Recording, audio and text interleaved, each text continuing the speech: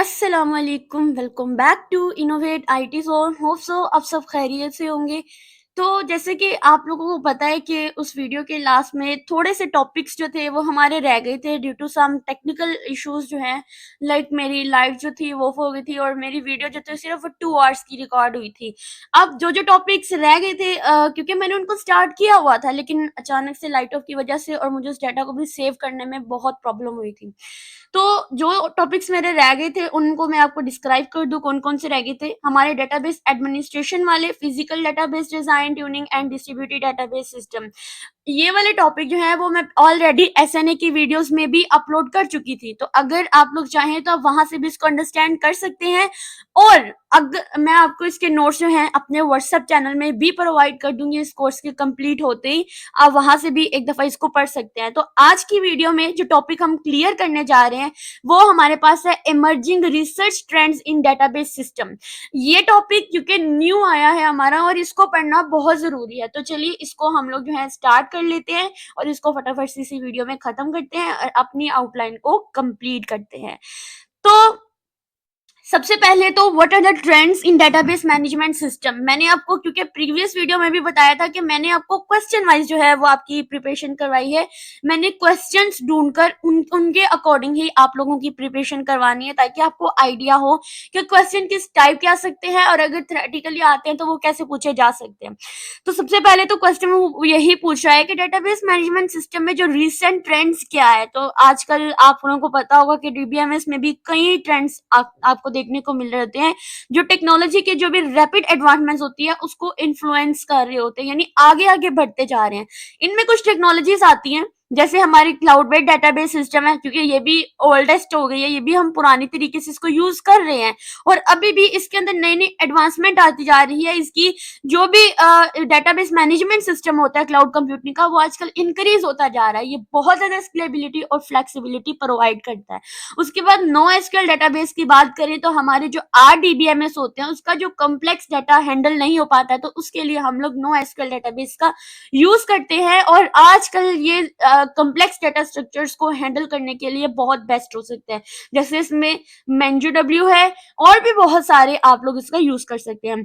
Distributed database system की बात करें, डिस्ट्रीब्यूटेड डेटाबेस सिस्टम मैंने आपको बात की थी कि एक सेंट्रलाइज्ड डिस्ट्रीब्यूटेड सिस्टम होता है जिसमें पूरा एक नेटवर्क बना होता है और इस नेटवर्क के अंदर जो है वो सारे के सारे एक सर्वर के साथ कनेक्ट होते हैं। क्लाइंट सर्वर मॉडल कुछ इस तरह से ही होता है, ठीक है। ये भी आजकल डेटाबेस सिस्टम में बहुत ज्यादा यूज हो रहा है। रियल टाइम डाटा प्रोसेसिंग की बात करते हैं तो रियल टाइम डाटा प्रोसेसिंग को सपोर्ट करने वाले जो सिस्टम्स होते हैं जैसे कि एपाची KF की है और एपाची फ्लिंक, इनका भी यूज हो रहा होता है। एपाची सर्वर का यूज भी हो रहा होता है हमारे रियल टाइम डाटा प्रोसेसिंग के लिए। उसके बाद ब्लॉकचेन इंटीग्रेशन, अगर आप अपने FYP में कोई भी रिकॉर्डेड डाटा बना रहे हैं, लाइक अगर आपको ट्रांजेक्शन बनानी है पैसे ट्रांसफर करने का, या आपको स्टूडेंट रिकॉर्ड जो है उसको मैनेज करना है, आपको हॉस्पिटल रिकॉर्ड जो है वो पेशेंट का वो मैनेज करना है, तो ऐसी चीजें जिनमें आपको रिकॉर्ड रखनी है, आप रिकॉर्ड बुक के तौर पर जिसको यूज कर सकते हैं, तो वो अपने FYP के लिए भी आप ब्लॉकचेन इंटीग्रेशन कर सकते हैं अपने डेटाबेस सिस्टम के साथ, ठीक है। उसके बाद मशीन लर्निंग एंड AI, क्योंकि आजकल तो जमाना ही AI का ही चल रहा होता है, जो जितनी भी हमारी क्वेरी ऑप्टिमाइजेशन और परफॉर्मेंस ट्यूनिंग को इम्प्रूव कर रही होती है, अगर हम इसको इंटीग्रेट कर देते हैं अपनी AI और मशीन लर्निंग के साथ। इसके अलावा इस इमर्जिंग ट्रेंड में जो अभी हमने जितने भी ट्रेंड्स की बात की है, तो अब हम इसको थोड़ा डिटेल में डिस्कस कर लेते हैं। हर एक को अलग अलग मैंने डिस्क्राइब किया हुआ है। अब वो ये कहता है कि जो आपका नो एसक्यूएल डेटाबेस है वो आपके आरडीबीएमएस पे कैसे इंपैक्ट करता है अगर आप इसको इंटीग्रेट कर देते हैं। यानी अपने नो एसक्यूएल को आप आरडीबीएमएस, जो ट्रेडिशनल आरडीबीएमएस होते हैं, इसके साथ कैसे इंटीग्रेट करते हैं। जैसा कि मैंने आपको प्रीवियस वीडियो में पहले एक बात बताई थी कि ये जितनी भी डेटाबेस की टेक्नोलॉजी होती है वो बिल्कुल सिंपल जो ट्रेडिशनल डेटाबेस मॉडल्स होते हैं वहीं से ही वो एक्सटेंड हुए हैं, कोई भी न्यू नहीं बनी। हर एक चीज स्मॉल से शुरू होती है और फिर उसके अंदर हम लोग एडवांसमेंट करते रहते हैं और फिर उनके वेरिएंट्स आ जाते हैं। तो ये भी हमारे जितने भी डेटाबेस सिस्टम है वो सारे आरडीबीएमएस, जो ट्रेडिशनल पुराने वाले आरडीबीएमएस है, उसी की ही एक्सटेंडेड फॉर्म ही होती है। तो अगर हम नो एसक्यूएल डेटाबेस का इंटीग्रेशन कर देते हैं अपने रिलेशनल डेटाबेस मैनेजमेंट सिस्टम के लिए, तो ये एक बहुत चैलेंजिंग बन जाता है। यानी नो एसक्यूएल डेटाबेस फ्लेक्सिबल और स्केलेबल होता है और लार्ज स्केल जो भी अनस्ट्रक्चर्ड डाटा होता है ना उसको एफिशिएंटली मैनेज कर देता है। अब ये RDBMS की जो भी रिजिड स्कीम होते हैं स्केलेबिलिटी लिमिटेशंस को भी एड्रेस करता है, यानी वो डाटा जो आप RDBMS में के रिलेशंस में स्टोर नहीं करा सकते हैं, तो आप वहां पर NoSQL डेटाबेस सिस्टम जो होता है वो उसको इजीली हैंडल कर लेता होता है। इसमें कुछ पॉइंट्स आ रहे हैं जिसमें आते हैं impact on performance, data model flexibility और स्केलेबिलिटी, यानी NoSQL डेटाबेस को यूज करके कॉम्प्लेक्स डाटा स्ट्रक्चर्स को हैंडल करके असाइन किया जाता है, जैसे जिससे जो भी हमारी RDBMS होता है उसको हैंडल करने में बहुत डिफिकल्टी होती है, तो उसके लिए हम लोग NoSQL का यूज करते हैं, हमारी परफॉर्मेंस को भी इम्पैक्ट करता है। अगर डाटा मॉडल फ्लेक्सिबिलिटी की बात करें तो जब वहां पर अनस्ट्रक्चर्ड डाटा को या सेमी स्ट्रक्चर्ड फॉर्मेट्स में जो भी डाटा होता है NoSQL डाटा उसको बहुत अच्छे तरीके से हैंडल कर रहा है, तो ऑब्वियसली डाटा मॉडल की फ्लेक्सिबिलिटी भी बहुत अच्छी होती है। उसके बाद अगर स्केलेबिलिटी की बात करते हैं तो NoSQL सिस्टम डिस्ट्रीब्यूटेड और जो भी हॉरिजॉन्टल स्केबल होते हैं उनके लिए स्केलेबिलिटी प्रोवाइड करते हैं, जैसे ट्रेडिशनल RDBMS का जो भी स्केल जो होता है ना उसकी स्केलेबिलिटी होती है वो वर्टिकल ज्यादा मुश्किल हो सकती है, तो हमारा NoSQL उसको हॉरिजॉन्टल स्केबल में प्रोवाइड कर देता है। उसके बाद अगर क्लाउड कंप्यूटिंग की बात करते हैं तो क्लाउड कंप्यूटिंग जो होता है मॉडर्न जो भी हमारे DBMS होते हैं उसके अंदर बहुत अच्छा रोल प्ले करते हैं, ठीक है। एक तो ये स्केलेबिलिटी प्रोवाइड करते हैं, एक तो ये कॉस्ट इफेक्टिव होते हैं, यानी क्लाउड बेस्ड जो डेटाबेस सिस्टम्स होते हैं ना इस ये बहुत ही कम यानी कॉस्ट एफिशिएंट होती है, इसकी कॉस्ट बहुत कम होती है, हम इसको बहुत अच्छे तरह से जो है वो यूजर जो होते हैं वो अपने रिसोर्सेज को देखते हुए इसको पे कर सकते हैं। हाई अवेलेबिलिटी होती है, यानी आप जितना चाहें इसके अंदर डाटा सेव करा सकते हैं, आप अपना बैकअप भी इसमें रखवा सकते हैं। मैनेज द सर्विसेज, यानी डिफरेंट किस्म के सर्विसेज जैसे AWS है, Azure है, ये सारे के सारे आप अपने क्लाउड बेस का यूज करते हुए इजीली हैंडल कर सकते हैं। उसके बाद आता है आर्टिफिशियल इंटेलिजेंस जो है, क्यूरी ऑप्टिमाइजेशन जो डेटाबेस सिस्टम होते हैं उसके लिए कैसे कैसे अपनी क्यूरी ऑप्टिमाइजेशन प्रोवाइड करते हैं अगर हम लोग डेटाबेस सिस्टम के साथ आर्टिफिशियल इंटेलिजेंस का यूज कर लेते हैं। अब AI का यूज जो होता है हमें पता है कि क्यूरी ऑप्टिमाइजेशन में क्यूरीज को एफिशिएंटली प्रोसेस करने के लिए किया जाता है। एक तो ये कॉस्ट एस्टिमेशन होता है, यानी AI एल्गोरिदम जब क्यूरी एग्जीक्यूशन प्लान को कॉस्ट एस्टिमेट करता है ना तो एग्जीक्यूशन स्ट्रेटजीज को ही वो चूज करता है कि कितनी एग्जीक्यूशन करनी है और उस लिहाज से वो कॉस्ट की एस्टिमेशन लगाता है, यानी कॉस्ट को फाइंड आउट करता है कि कितनी कॉस्ट इस पर आ सकती है।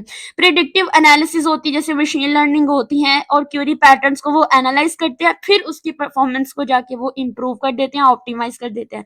डायनामिक ऑप्टिमाइजेशन होती है, आप AI बेस्ड सिस्टम जो होते हैं जितने भी डायनामिकली क्यूरी एग्जीक्यूशन होती है उसको एडजस्ट करने में बहुत हेल्प करती है। उसके बाद आप ऑटोमेटिंग ट्यूनिंग, AI सिस्टम जो होते हैं वो बिल्कुल ऑटोमेटिकली ट्यून क्यूरीज जो होते हैं उनको यूज करते हैं और ऑप्टिमाइजेशन जो होते हैं ना उनको बढ़ा देते हैं, उसकी इंप्रूवमेंट्स को बढ़ा देते हैं और जितनी भी मैनुअली ऑप्टिमाइजेशन होती है ना उनको रिड्यूस कर देते हैं, ठीक है, क्योंकि ये सारा काम ऑटोमेटिकली हो जाता है।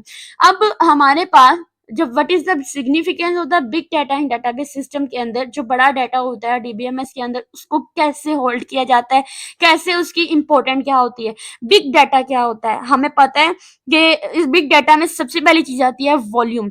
वॉल्यूम होता है साइज, यानी डाटा का वॉल्यूम बहुत ज्यादा होता है बिग डाटा के अंदर और ये ट्रेडिशनल RDBMS जो होते हैं इनके लिए हैंडल करना बहुत मुश्किल होता है। तो बिग डाटा सिस्टम जो होते हैं लाइक होडोप है और NoSQL डेटाबेस होते हैं इनका ही यूज करते हुए बहुत एफिशिएंट तरीके से इसको हैंडल कर सकते हैं। उसके बाद वेलोसिटी की बात करते हैं तो डाटा जो कि बहुत तेजी से जनरेट होता है और big data system real time database system की प्रोसेसिंग की कैपेबिलिटीज को भी इम्प्रूव करते हैं।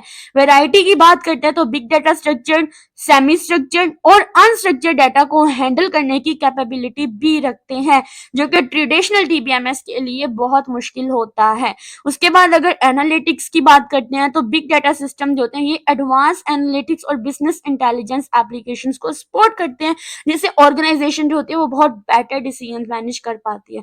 उसके बाद अगर हम बात करते हैं तो हमारे machine learning enhance database performance को किस तरह से इनहेंस कर सकती है, जैसे AI क्वेरी ऑप्टिमाइजेशन कर सकती है, AI के ही पॉइंट आप मशीन लर्निंग में भी इंक्लूड कर सकते हैं।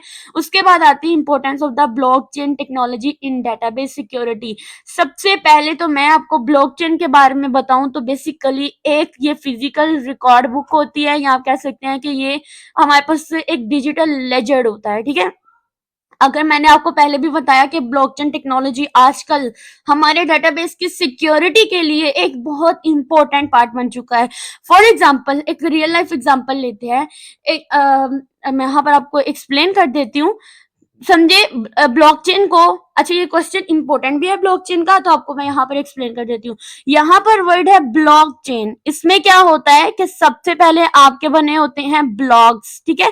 यहाँ पर डिफरेंट किस्म के ब्लॉक्स बने होते हैं और ये ब्लॉक्स होते हैं वो एक चेन के साथ जो है वो कनेक्टेड होते हैं। तो ये क्या हुआ, ब्लॉकचेन हो गया। जैसे आपने लिंक्ड लिस्ट पढ़ी होगी डाटा स्ट्रक्चर के अंदर, तो ये बिल्कुल वैसे ही काम करता है।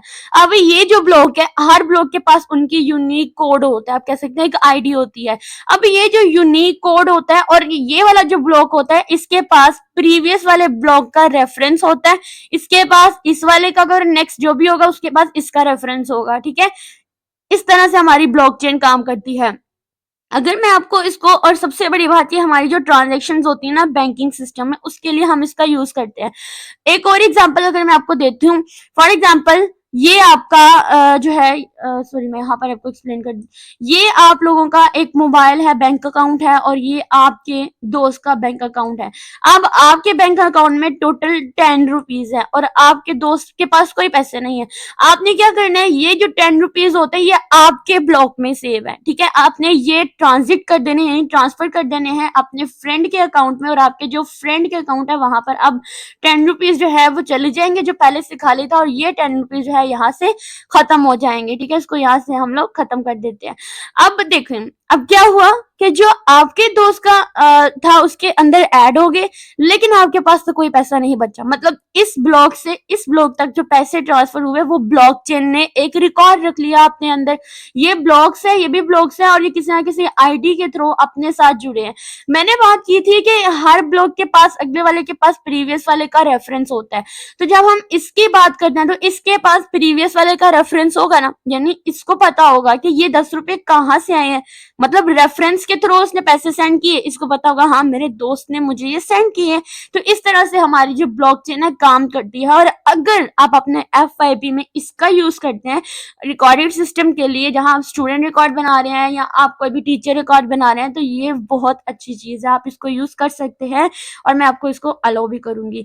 तो इसी तरह से हमारे पास डिफरेंट किस्म की जो है ट्रेंड चल रहे हैं, जिसमें ग्राफ डेटाबेस भी आ रहे हैं। इसके अलावा आपने edge computing influences database architecture, इसका भी यूज कर सकते हैं, जिसमें सबसे पहले कौन से सोर्सेज सबसे करीब है आप उसको प्रोसेस करेंगे, उसकी बैंडविड्थ को रिड्यूस करेंगे, उसके बाद आप डेटाबेस में उसको स्टोर करेंगे और देन रियल टाइम डाटा पे आप उसकी प्रोसेसिंग करेंगे। उसके बाद एक क्वेश्चन आता है कि कौन कौन से चैलेंजिंग है जब आप रियल टाइम डाटा प्रोसेसिंग को डेटाबेस सिस्टम के साथ करते हैं। तो एक आती है latency. Real time database processing जो होती है ना, उसके लिए मिनिमम लेटेंसी का होना बहुत जरूरी है, अदरवाइज आपकी जो सिस्टम की परफॉर्मेंस होती है वो बहुत कम हो सकती है। आपके पास जो भी लेटेंसी होती है वो बहुत कम होनी चाहिए। उसके बाद कंसिस्टेंसी, आपको अपने डेटाबेस सिस्टम में डाटा स्टोर करते हुए अपनी डाटा कंसिस्टेंसी को मेंटेन रखना होता है। डाटा वॉल्यूम भी आपने देखना है कि कोई भी गलत डाटा जो है वो आप स्टोर ना करें, आप मैसिव वॉल्यूम ना रखें डाटा का। आपने जितना डाटा स्टोर करना है आप उतना ही उस टाइम पे रखें। कॉम्प्लेक्स क्यूरी को रियल टाइम प्रोसेसिंग में आप उसको इजीली जो है वो सोल्व भी कर सकते हैं। ये कुछ चैलेंजिंग से जो आ सकते हैं, ठीक है। एक तो आपकी कॉम्प्लेक्स क्यूरीज भी आ सकती हैं कि बहुत ज्यादा कॉम्प्लेक्स क्यूरीज जब आप देते हैं डेटाबेस में तो उसके लिए भी उसकी ऑप्टिमाइजेशन भी चैलेंजिंग हो सकती है। तो ये थे आज का लेक्चर और होप सो आप लोगों ने बहुत इंजॉय करके इसको किया होगा। इससे रिलेटेड आपको कोई भी क्वेश्चन है और अदरवाइज कोई भी क्वेश्चन है तो आप मुझे कमेंट सेक्शन में जरूर पूछ सकते हैं, मैं आपको जरूर रिस्पॉन्स करूंगी। वीडियो अच्छी लगी हो वीडियो को लाइक करें और चैनल को सब्सक्राइब करें। Thank you.